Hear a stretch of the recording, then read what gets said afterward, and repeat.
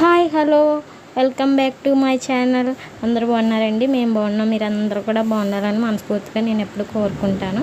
ఈ రోజైతే వరలక్ష్మి వ్రతం కాబట్టి నేను ఉదయాన్నే పూజ అయితే చేశాను. అలాగే సాయంత్రం కూడా సంధ్యాదీపం కూడా పెట్టేశాను. ఎందుకంటే ఈరోజు మన దగ్గరలో ఉన్న వారాహిమాత గుడిలో రూపులు ఇస్తున్నారనమాట. అందుకని చెప్పేసి వెళ్దామని నేనైతే సంధ్యాదీపం కూడా పెట్టుకుని బయలుదేరాను. ఈరోజైతే వరలక్ష్మి వ్రతం కదండి. మాకైతే కలశం కానీ రూపు కానీ కొని పూజ చేసే ఇది లేదనమాట. చిన్నప్పటి నుండి మా ఇంట్లో నార్మల్గానే చేస్తారు. అలాగే నేను కూడా చేసుకుంటాను.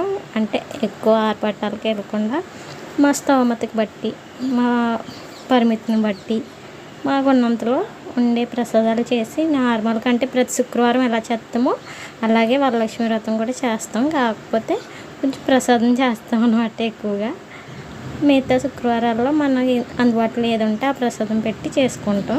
సో ఈ వరలక్ష్మి వ్రతం రోజు మాత్రం మనకు ఉన్నంతలో ఏదో కొంచెం ప్రసాదం చేసి వరలక్ష్మి వ్రతం చేసుకుంటాం అనమాట. నేనైతే ఇంకా గుడికి అయితే బయలుదేరాను. గుడి నుండి కూడా వచ్చేసాను అనమాట. గుడి నుండి వచ్చాక గుడిలో అసలు ఏమి ఇచ్చారో మీ అందరికీ చూపించేస్తాను. ఇదిగోండి, ఇది రూపు అంటే బంగారంది కాదండి, పంచలోహాలు కలిపిన రూపు అంట. ఏదో వచ్చింది మన ఇంటికి, మనకి ఎలాగా కొనుక్కునే ఇది లేదు కాబట్టి దేవుడి గుళ్ళు ఇచ్చింది తెచ్చుకున్నాను అనమాట. చూడండి, ఇదే ఆ రూపు. ఇంకా రూపుతో పాటు పసుపు, కుంకుమ, జాకెట్ ముక్క, పసుపు కొమ్ములు, గాజులు కూడా ఇచ్చారనమాట. అలా ఇవి అయితే తీసుకొని వస్తాను నేను. మనం కొనుక్కోలేం కాబట్టి ఎవరైనా ఇచ్చినవి తీసుకోవచ్చు. ఇదిగోండి వారాహిమాత ఫోటో. ఇలాగే ఉంటారు అమ్మవారి గుడిలో కూడా అనమాట. ఇక్కడే ఉన్నాను బావా.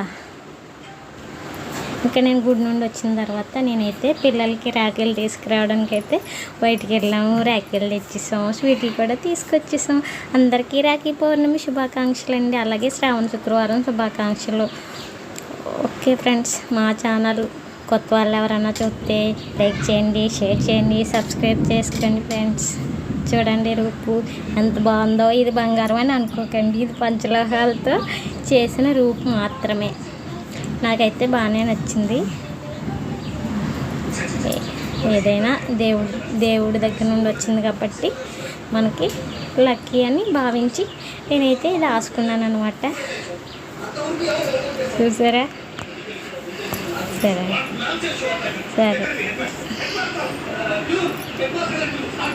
నేను ఉన్నంతలోనే ఏ పండుగైనా కూడా చేయడానికి ప్రయత్నం చేస్తాను. ఎందుకంటే మా పిల్లలకి అలవాటు అవుతుందని.